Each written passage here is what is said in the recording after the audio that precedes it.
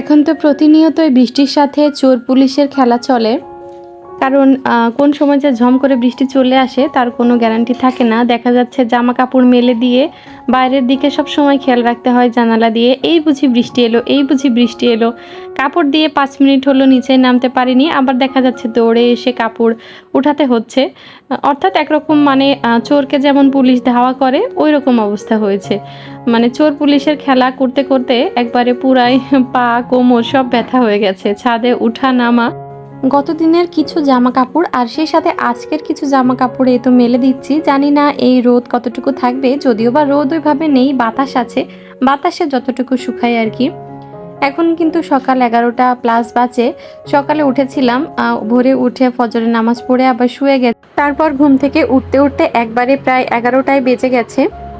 গতদিন বৃষ্টি যখন হয়েছিল তখন আমার যত গাছ বারান্দায় ছিল বা রুমের মধ্যে ছিল সবগুলা গাছ আমি ছাদে দিয়ে এসেছিলাম। ইনডোর প্লান্ট যেগুলো ছিল আর কি সবগুলো ছাদে দিয়ে এসেছিলাম, যে বৃষ্টির পানি পেলে ইনডোর প্লান্টগুলো কিন্তু অনেক বেশি ভালো হয়। তবে এই মনস্টারটা দেওয়া হয়েছিল না, তাই আজকে যখন আবার বৃষ্টি হচ্ছিল তখন এটা কিছুক্ষণের জন্য রেখে এসেছিলাম।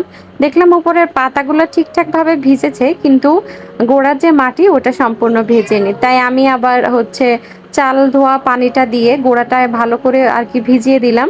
এরপর টিস্যু দিয়ে একটু যে ময়লা টয়লাগুলো আছে ওগুলো পরিষ্কার করে নিয়েছি। তারপর এতো জায়গা মতো রেখে দিচ্ছি। এই দুইটা আমার অনেক পছন্দের গাছ। মেয়েদের গ্রামের বাড়িতে গেছে, যার জন্য আর কি বৃষ্টিও হচ্ছিল আর ছোট মেয়েটাও ঘুমিয়েছিল। বড় মেয়েকে মাদ্রাসায় নিতে হলে আমাকেই নিতে হতো, আবার আমাকেই আনতে হতো। তাই এই বৃষ্টির মধ্যে আর ছোট মেয়েকে রেখে কিভাবে যাব, ওই জন্য বড় মেয়েকেও আর ডেকে উঠায়নি, ও ঘুমিয়েছিল। মাদ্রাসায় আজকে আর পাঠানো হয়নি।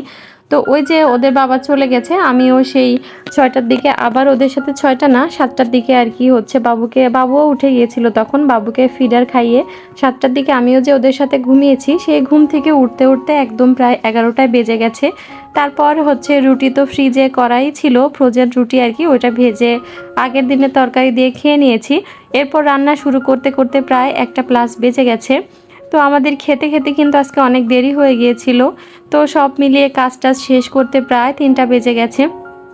তারপর আর কি বাবুকে খাইয়েছি, বড় মেয়েকে খেতে দিয়েছি, নিজে খেয়ে কিছুক্ষণ রেস্টই করছিলাম। এর মাঝে আর কি কোনো ভিডিও টিডিও আর করা হয়নি ওইভাবে। রান্না খাওয়া করতে করতে দেরি হয়ে গেল, আজকে একটু অনিয়মই হয়ে গেল। তাই প্রপারলি আর কি টাইমলি ওইভাবে আজকে আর সব কিছু ম্যানেজ করা সম্ভব হয়নি। আমার ভিডিওটা কে কোথা থেকে দেখছেন অবশ্যই ছোট্ট একটা কমেন্ট করে জানাবেন। আর যদি ভিডিওটা ভালো লাগে তাহলে একটা লাইক করে দিবেন। চাইলে চ্যানেলটা সাবস্ক্রাইব করে সবাই আমার ফ্যামিলির সদস্য হয়ে যেতে পারেন। আর যারা অলরেডি এই কাজগুলো করে আমার সাথে আছেন তাদেরকে জানাই অসংখ্য ধন্যবাদ। তো আজকে ছোট্ট একটা ব্লগ আপনাদের মাঝে শেয়ার করলাম। সবাই ভালো থাকবেন, সুস্থ থাকবেন। আগামী দিন ইনশাআল্লাহ নতুন আরেকটি ব্লগ নিয়ে আপনাদের সবার মাঝে হাজির হব।